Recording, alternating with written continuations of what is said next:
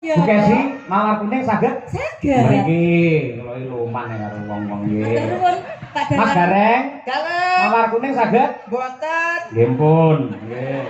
Mang merongos mriku. Salah, terayo nasib kelek sobek yo ngene iki ora masalah. Yang penting kula tesih hoping kali bawa sekuwung ya. Mawar kuning. Mawar adalah bunga yang indah merekah, kuning adalah emas. Semoga bersih desa Kedung Banteng tahun 2026 menjadi indah merekah menuju zaman keemasan. Dadah.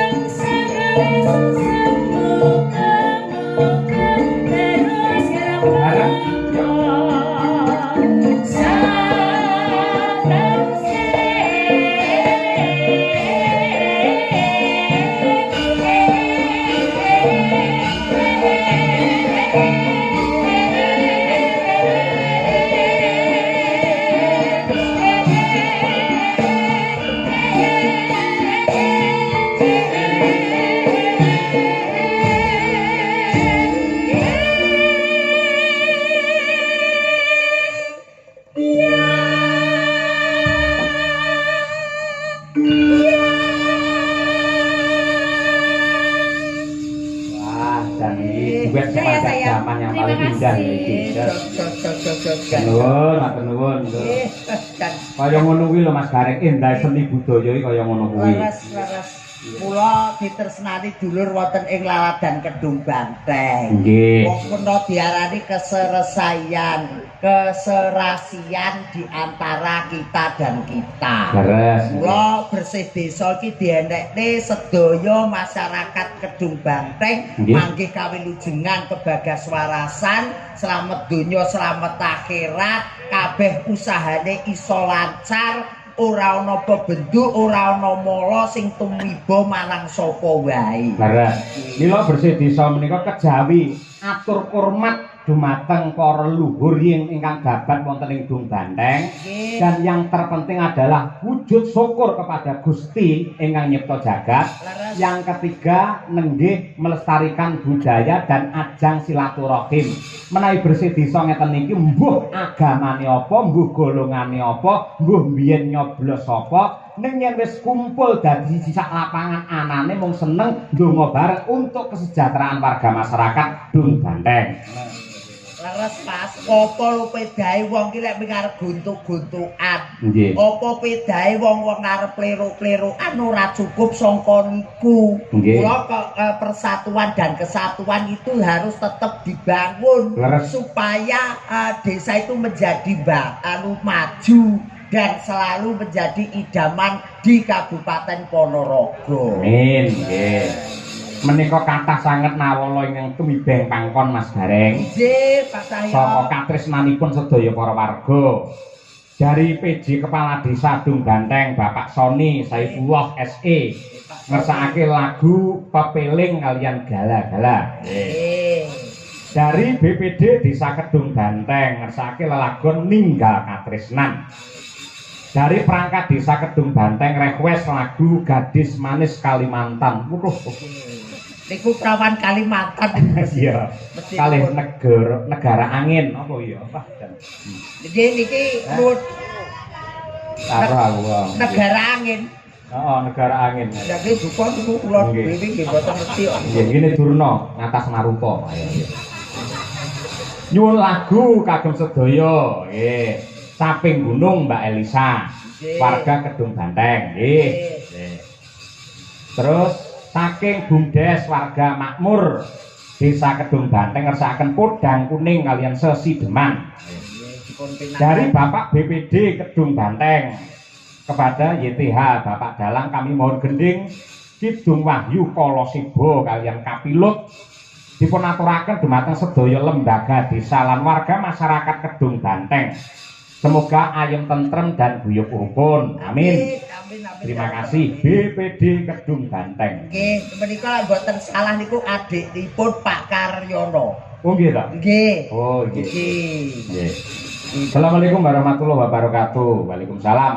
Katur dumateng Mas Dalang Cahyopun tadi menawi kepareng kula badhe nyuwun lelagon Gubuk Asmara. Nggih, kula aturaken dumateng perangkat Desa Dung Banteng saha panitia bersih desa. Mugi tansah dipun sengkuyung warga masyarakat anggenipun nglestarekaken budaya tradisi. Wassalam saking kula Pak sapa iki? Sapa Mas Gareng iki? Dukuh Wahyudi ya. Pak Wahyudi Dukuh. Nggih, Wahyudi Dukuh. Niku Mbah Guru, Mbah Dukuh. Dari panitia bersih desa minta lagu Katresnan Sejati. Nggih. Dari Primanet Wifi dan kawan ngopi lagu Kusmaning Ati. Ah nggih. Dan pamundutan dulur mriki niki jan luar biasa. Nggih. Mulai sangka klasik, dangdut, keroncong dan lain-lain. Nggih. Kula niki nggih setunggal bapak setunggal dipinakani ngoten nggih. Nggih. Pamundhut saking Bapak PJ Kepala Desa rumiyin ngersakaken Pepeling. Nggih, dipun pinangkani. Jenengan ingkang bawani? Oh, kula lek ken bawa mboten patut, Mas. Lah napa? Oh, kula niku gaene kali bawa amin lho. Gaene kula teng mriku lek bawa niku mboten pas niku. Kok mboten pas sebabe? Alah niku lek teng ngene pepeling to. Ngelingne derma menungso supaya ngilangne barang sing ala mlebu barang sing apik. Oh, aku dhewe awakku rong apik kan ngomongni wong liya ora wani. Wah iya. Ya. Yo coba diwiwiti saking anu mawon Mbak Lia, yo digeser engko dandang gulanipun. Nggih. Dandang gula rukun Islam mangke kalajengaken pepiling pangudut saking Pak Kepala Desa Piji. Nggih, Pak Soni. Nggih.